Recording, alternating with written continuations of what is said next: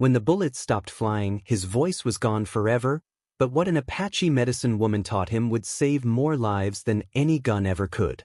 Hit that subscribe button and ring the notification bell, because this story from the Old West will show you that sometimes losing everything is the only way to find your true purpose. The Arizona Territory, 1878. The dusty wind swept across Devil's Canyon like a ghostly whisper, carrying with it the scent of sage and the memories of countless battles. Thomas, Silent Tom, McClure sat on his weathered porch, watching the sun paint the desert mountains in shades of amber and blood. His calloused hands traced the scar across his throat, a permanent reminder of Gettysburg, where Confederate shrapnel had stolen his voice but somehow spared his life. The war had ended 13 years ago, but for Tom, the silence continued every single day. His small ranch bordered the San Carlos Apache Reservation, a patch of unforgiving land where the government had forced the proud Apache people to scratch out an existence. Tom had chosen this isolated spot deliberately. Out here, nobody expected conversation, and his muteness wasn't seen as weakness but simply as the way of a man who'd seen too much. The other settlers whispered that he'd gone loco, living so close to hostile territory, but Tom found more peace among the Apache than he ever had among his own kind. What the townspeople of Cedar Ridge didn't know was that a crisis was brewing, one that would test every man, woman, and child in the territory. The summer of 1878 had brought the worst drought in living memory, and with it came desperation that would soon turn neighbor against neighbor. In this land where survival often meant choosing between your conscience and your life, one silent cowboy was about to discover that sometimes the most powerful words are the ones never spoken. Tom's morning routine was interrupted by the sound of approaching hoofbeats, not the steady clip-clop of a single rider, but the urgent thunder of multiple horses pushed hard. Through the dusty haze, he saw them, 6 Apache riders, their faces painted with the stark white and black markings of mourning, carrying between them a makeshift travois. On it lay a young Apache woman, her breathing shallow, her dark hair matted with sweat and blood. The lead rider, an elderly man with silver braids and eyes like winter storms, raised his hand in the universal gesture of peace. Tom recognized him immediately, White Eagle, a respected medicine man from the reservation. The old Apache pointed to the woman, then to his own throat, making a slashing gesture. She'd been attacked, her voice box damaged, perhaps by the same kind of wound that had claimed Tom's speech 13 years earlier. White Eagle's weathered hands moved in fluid gestures, sign language that Tom had learned during his years of isolation. "She is my granddaughter, Ayanna. The Bluecoats came to our camp, looking for raiders. She tried to protect the children, and a soldier's bayonet found her throat. We have traveled 2 days to reach you." Tom's eyes widened in surprise. How did this Apache elder know about his condition, his past, his very existence? The old medicine man continued his silent communication, his fingers painting pictures in the air. "The spirits told me of a white warrior who lost his voice defending others, who chose to live in peace rather than seek revenge. They say you understand the weight of silence, the burden of words that can never be spoken. Will you help us save her life?" Tom looked into White Eagle's eyes and saw not just desperation, but something else, recognition. One wounded soul reaching out to another. Without hesitation, Tom nodded and gestured for them to bring Ayanna into his cabin. As he cleared his rough-hewn table to serve as a makeshift operating surface, he couldn't shake the feeling that this moment had been ordained by forces beyond his understanding. The Apache believed in signs, in the interconnectedness of all things, and perhaps, Tom thought, they were right. But what happened next would challenge everything he thought he knew about healing, communication, and the true meaning of courage. Inside Tom's modest cabin, the air grew thick with tension and the metallic scent of blood. Ayanna lay unconscious on his kitchen table, her breathing becoming more labored with each passing minute. White Eagle's hands moved frantically as he explained that the bayonet had missed her major arteries but had damaged the delicate muscles and cartilage that controlled speech. Tom examined the wound with the careful attention of a man who'd seen too many battlefield injuries, his own throat tightening with phantom pain.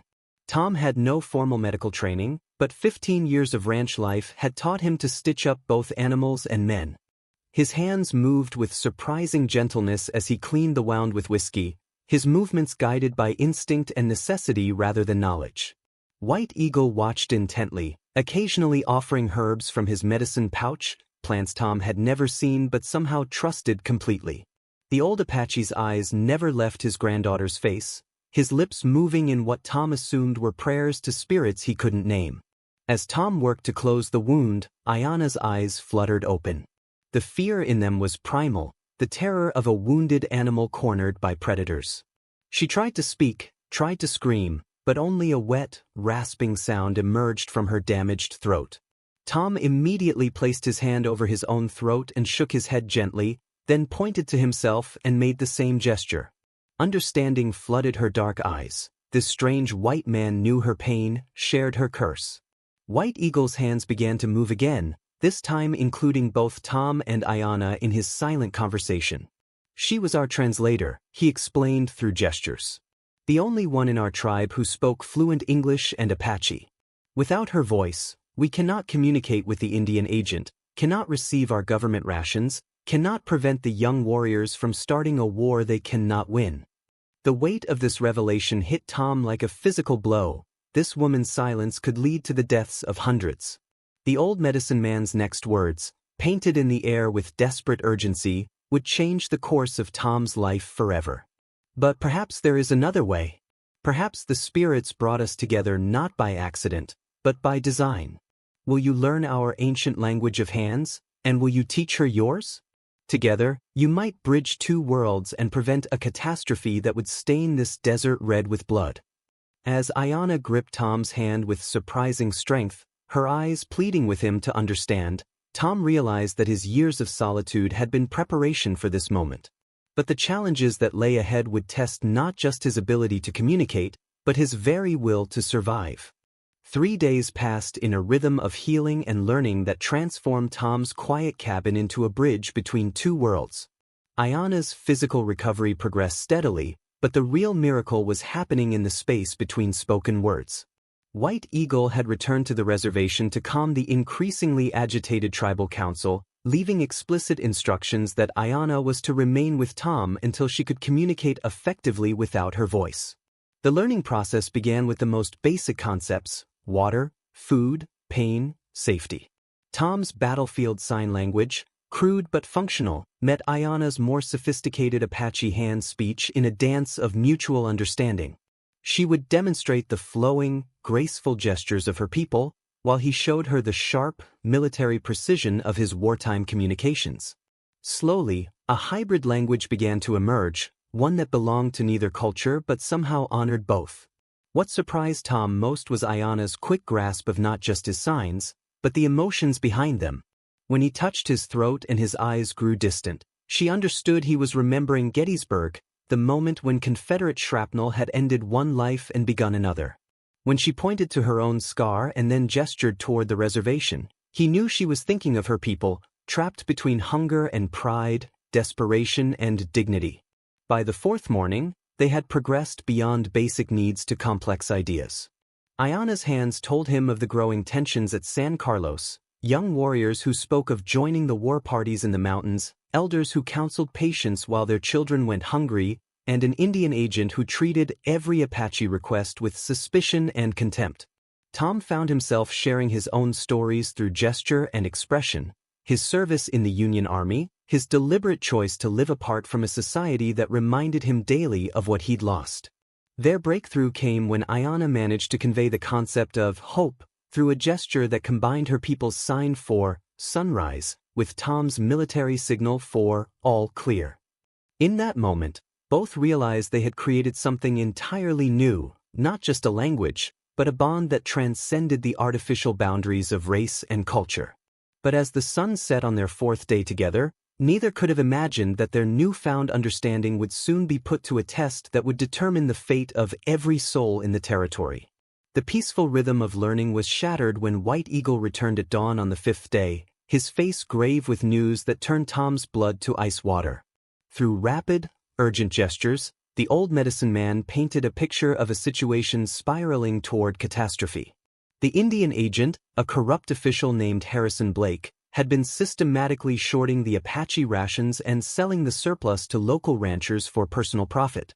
The tribe was slowly starving, and patience was wearing as thin as their children's faces. Worse still, a group of young Apache warriors led by Ayana's hot-headed brother, Running Wolf, had begun raiding isolated homesteads for food and supplies.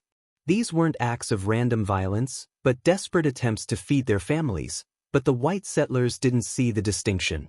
Fear was spreading through the territory like wildfire, and territorial governor had already dispatched 2 companies of cavalry from Fort Apache to deal with the Apache problem permanently. White Eagle's hands moved with increasing desperation as he explained the timeline. The soldiers would arrive within a week, and their commander, Colonel Marcus Stone, was known for his policy of total pacification, a euphemism for massacre. The only hope was for someone to reach the territorial capital with proof of Blake's corruption before the cavalry arrived.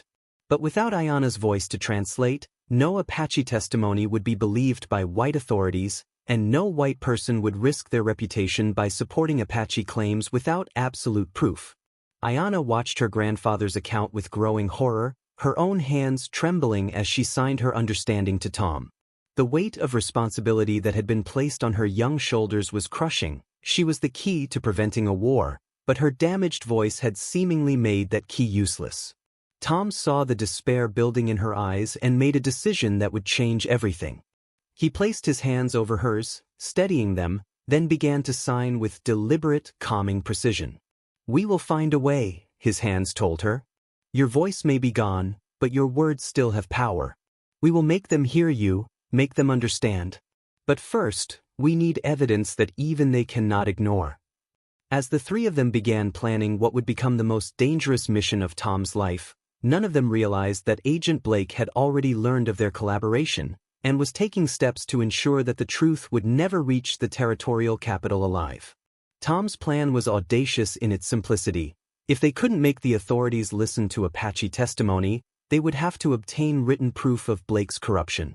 This meant breaking into the Indian Agency office at night and photographing the falsified ration records with Tom's old war-era camera, one of the few possessions he'd kept from his soldiering days. The evidence would be undeniable, and Tom's status as a white veteran would give the accusations credibility that Apache witnesses alone could never achieve. Ayana insisted on joining the mission despite the obvious dangers. Through their evolving sign language, she argued that she knew the layout of the agency building, the location of Blake's private safe, and most importantly, she could read both the English documents and verify their contents. Tom initially refused, but White Eagle surprised him by supporting his granddaughter's request. "She needs to reclaim her power," the old man's hands explained. "Hiding will not heal her spirit, only action can do that." The night of the mission arrived with a new moon, providing the darkness they needed but also the dangers they feared. Tom and Ayana moved like shadows across the desert floor, their communication reduced to the subtlest of gestures and the occasional touch that said more than words ever could. As they approached the agency building, Ayana suddenly grabbed Tom's arm and pointed to a window where lamplight flickered. Blake was working late, possibly alerted to their intentions by an unknown informant. Inside the building, they discovered something far worse than simple corruption. Blake's ledgers revealed a systematic plan to provoke the Apache into open warfare through deliberate starvation, then claim their most valuable reservation lands as compensation for damages caused by the inevitable conflict. The scheme involved not just Blake, but several prominent territorial politicians and business leaders who stood to profit from Apache removal. This wasn't just theft, it was genocide disguised as government policy. As Tom photographed the damning documents by lamplight, Ayana kept watch at the window. Her sharp eyes caught movement in the darkness outside, armed men taking positions around the building. Blake hadn't been working late by coincidence. He'd been waiting for them to walk into his trap. Through desperate hand signals, she warned Tom that they were surrounded, but by then it was too late. The door burst open, and Agent Blake stepped inside with a smile as cold as winter moonlight and a Colt .45 aimed directly at Tom's heart. Well, Blake drawled, his voice carrying the lazy menace of a man who'd never faced real consequences for his actions. "The mute cowboy and his Apache whore. Did you really think you could waltz into my office and steal my property without consequences? Behind him, 3 hired gunmen filed into the room, their weapons trained on Tom and Ayanna. The agent's eyes glittered with malicious pleasure as he surveyed the scene, the camera, the scattered documents, the guilty expressions of his would-be thieves. Tom slowly raised his hands, the camera still clutched in his right fist. Through careful positioning, he managed to signal Ayanna to edge toward the back window while Blake focused his attention on the man he perceived as the greater threat. But Blake was sharper than Tom had anticipated. "Don't even think about it, girl," he snarled, swinging his pistol toward Ayanna.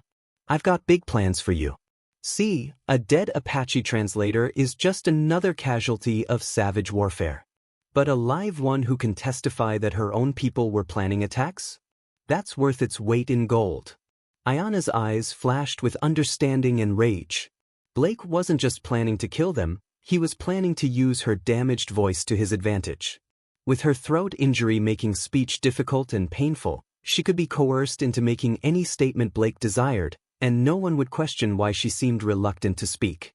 She would become a weapon against her own people, forced to provide the justification for their destruction. But Blake had made one critical error. He had underestimated the bond that had formed between his captives.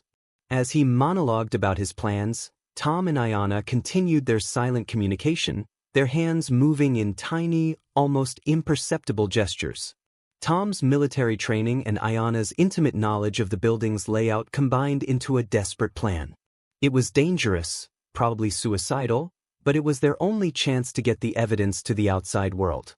The signal came when Tom suddenly shouted, not with his voice, which he didn't have, but with action. He hurled the heavy camera directly at Blake's gun hand while simultaneously diving toward the lamp, plunging the room into darkness. Ayanna moved in the same instant, her Apache training making her nearly invisible in the blackness. The sound of gunfire exploded in the confined space, but in the chaos and confusion, something extraordinary was about to happen, something that would transform a moment of desperation into an act of heroic sacrifice. In the pitch-black chaos of Blake's office, years of survival instinct took over. Tom's body moved with the muscle memory of a dozen battlefield skirmishes, while Ayanna flowed like smoke through the darkness, her Apache heritage making her one with the shadows. The crack of gunfire split the air, but the hastily aimed shots went wide, striking walls and furniture instead of their intended targets. Blake's curses filled the room as he stumbled over scattered documents, his carefully laid trap dissolving into pandemonium. Tom felt rather than saw Ayanna's hand grab his sleeve, pulling him toward what she knew was a back exit. As they crashed through the rear door, the cool desert air hit their faces like a benediction. Behind them, Blake's voice roared orders to his hired guns, but Tom and Ayanna had already melted into the maze of adobe buildings that made up the Indian Agency compound. Their only advantages were darkness, desperation, and the intimate knowledge of the terrain that Ayanna had gained during countless trips to translate for her people. The pursuit was immediate and relentless. Torches flickered to life throughout the compound as Blake's men spread out in a systematic search pattern. Tom realized with growing dread that they were trapped. The desert offered no immediate cover, and Blake's men knew these buildings as well as they did. Worse, the sound of approaching hoofbeats suggested that reinforcements were already on their way from town. In minutes, they would be completely surrounded with nowhere to run. It was then that Ayanna made a decision that would haunt Tom for the rest of his days. Through urgent hand signals, she indicated that she would create a distraction, drawing the searchers away while Tom escaped with the camera and its precious evidence. Before he could protest, before he could grab her and refuse to let her sacrifice herself, she had already disappeared into the shadows, moving toward the main compound where Blake's men were concentrated. The diversion she created was both brilliant and heartbreaking. Using her knowledge of Apache war cries and the fear they instilled in white men, she began making the traditional calls of a war party, her damaged voice adding an eerie, supernatural quality to the sounds. Blake's men immediately assumed they were under attack by Apache raiders and began firing wildly into the darkness, giving Tom the precious seconds he